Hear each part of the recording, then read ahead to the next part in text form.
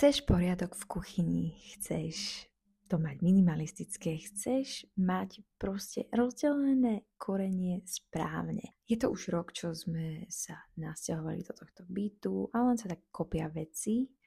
A ja ti chcem dnes ukázať, že Prime Amazon mi urobil hrozne veľkú radosť a kúpila som si tam koreničky, ktoré majú takéto mega nálepky, medličku, skladajúci lievik, ktorý v Ikei nekúpiš a urobí mi to poriadok v tejto super skrini, kde je všetko po sebe nahádzané. Tuhľa už samotný proces, je to proste taká kovová polička, ktorú vieš aj zavesiť.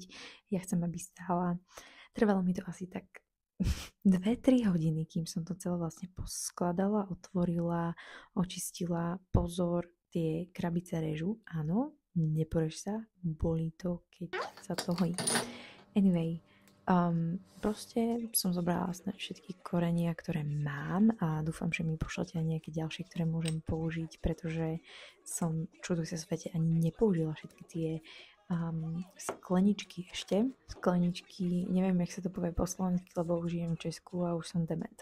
Každopádne som to takto presunula, popri tom som pozerala Transformation Church.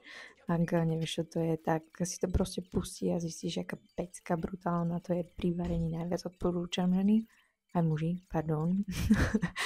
A toto už je hotový proces vlastne. Toto máš môj čarovný lusk a aha, je to vlastne na polovicu spravené, pretože tak, jak som si myslela, že mám milión korení, tak vlastne nemám, pretože táto zázračná polička je proste top. Pošlite, aké používate vy.